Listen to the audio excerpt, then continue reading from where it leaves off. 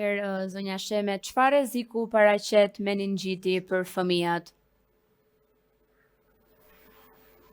Meningiti është një infekcion bakterial i cili është i përhapur gjatë gjithë vitit dhe në raste sporadike. Do me thënë,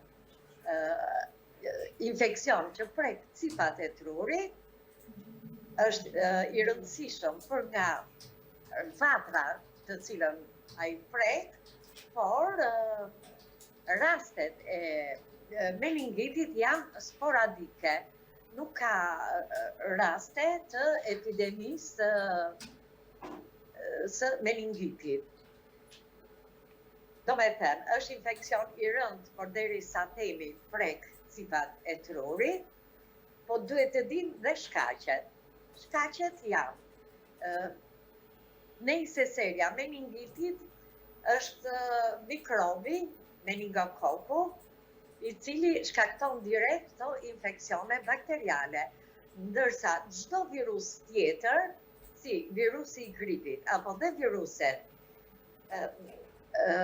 i mononukleozës, mund të prekin cipat e trurit, ose dhe një infekcion me diarre mund të, në kushtet e imunitetit të dobësuar, të kompromentuar, mundet që tek fëmijët të futet, të kaloj barrierën e gjakut dhe të shkaktoj prekje të cipave të trurit nëpërmjet infeksionit që kalon në gjak. Më lejoni të them dy fjalë për këtë lloj mikrobi. Ky ndodhet në fyt ose edhe në hund. Meningokoku është mjaft i përhapur në popullat. Rreth 80% e mbartin këtë lloj infeksioni, ndërsa sëmundje mund të shkaktojnë raste shumë të rralla, pra nuk ka vend për panik. Veçse duhet vëmendje, kujdes dhe duke ndjekur, duke vëzhguar shenjat e sëmundjes, mundet që t'i parapri situatave të ndërrikuara.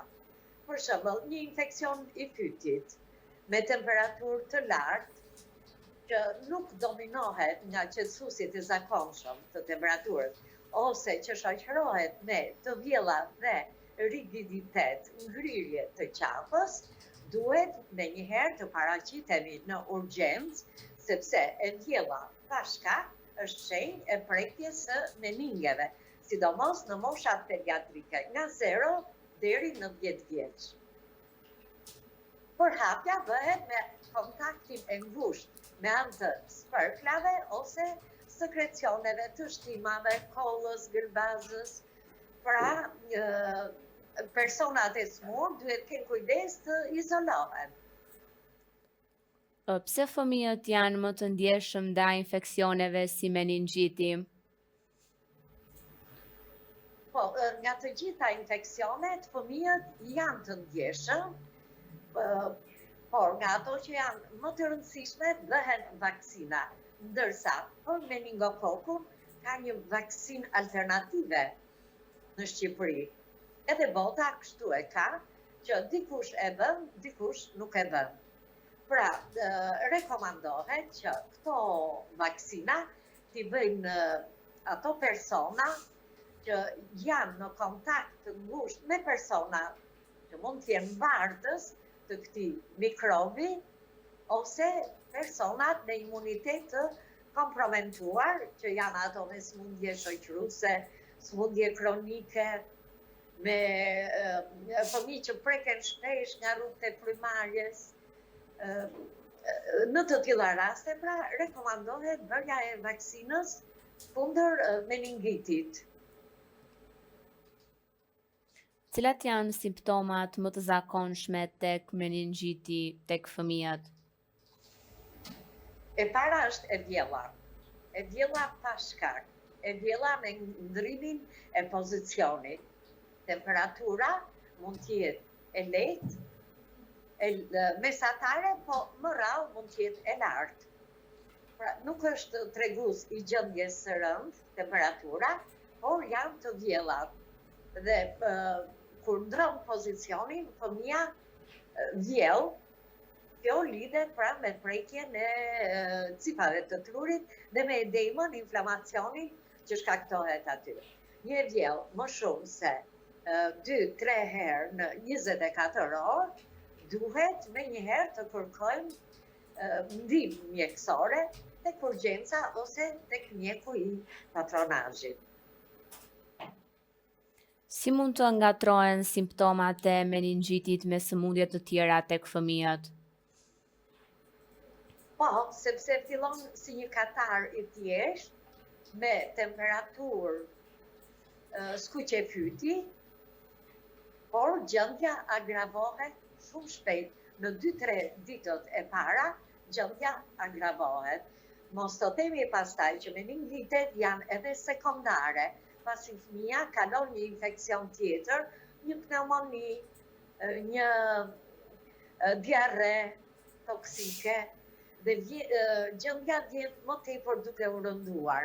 Pra, këto janë shenja shoqëruese, por duke parë që ne i kemi dhënë mjekime nga goja dhe fëmia nuk është qetësuar, kjo është një shenjë alarmi, gjithmonë është e vjella, e pa diskutueshme. Nuk ka meningit pa të vjella.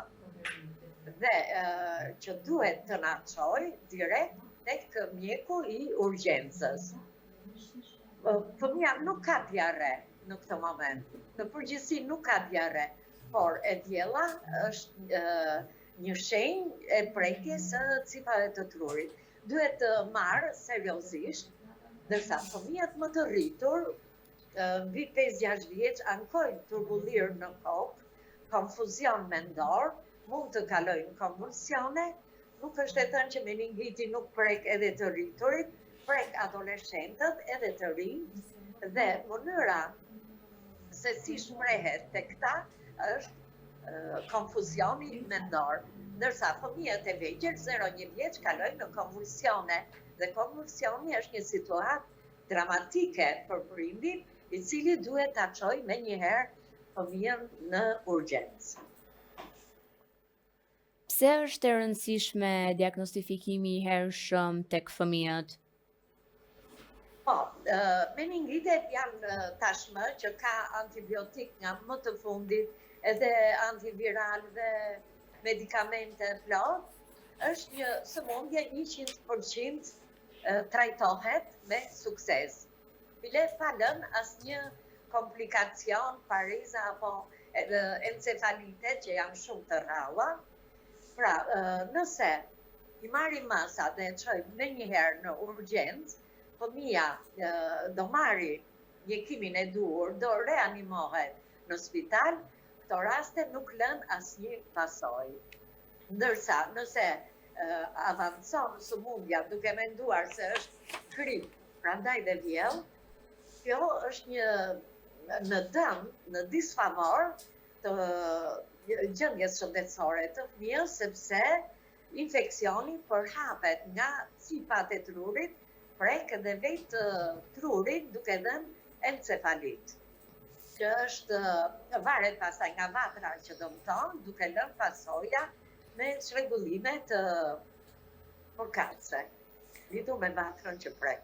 Si mund të përhapet meningjiti mes fëmijëve në ambiente si shkolla apo kopshte? Përhapet vetëm me kontaktin e ngushtë, nëpërmjet sperklave të pështymës, sekrecioneve të hundëve, të shtima, kaq.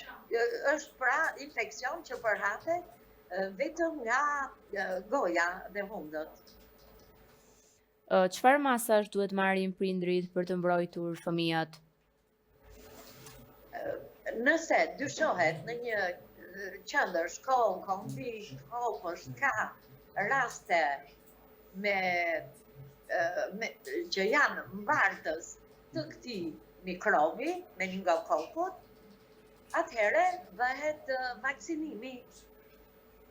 Por vaksina ndaj meningokokut bëhet mbi 2 vjeç dhe është një vaksinë 4 valente, e cila mund të porositet sepse në sistemin shtetëror Pse trajtimi me antibiotik është i rëndësishëm për fëmijët e prekur? patjetër, sepse janë antibiotikët e grupit të amoksicilinave dhe të ceporinave, sidomos ceporinat, që kanë spektër të gjerë veprimi, e neutralizojnë infekcionin që në vatër, në fyt, pra në gojë, dhe kështu mbrojnë edhe personat e tjerë që mund ta përhapin këtë lloj infeksioni me anë të sparklave. Është i rëndësishëm të mjekohen personat e kontaktit 7 ditë me antibiotik me spektër të gjerë. Çfarë pasojash mund të ketë meningjiti nëse nuk trajtohet në kohë për fëmijët? Po, konvulsionet janë e para që mund të përsëriten dhe fëmia të kthehet në epilepsi. Një nga shkaqet, se epilepsia ka dhe shkaqe të tjera. Dhe e dyta, dhe që është shumë e rëndësishme, mos të prekë trurin, duke dhënë encefalit. Komplikacioni më i rënd i meningitit është encefaliti. Prekja e saj shkakton deficite ndonjëherë motore dhe ndonjëherë sensore tek fëmijët që preken prej saj. Varet pra nga ajo pjesë, ajo vatër e trurit që preket dhe e cila i korespondon të folurit apo proceseve motore, duke dhënë edhe paraliza.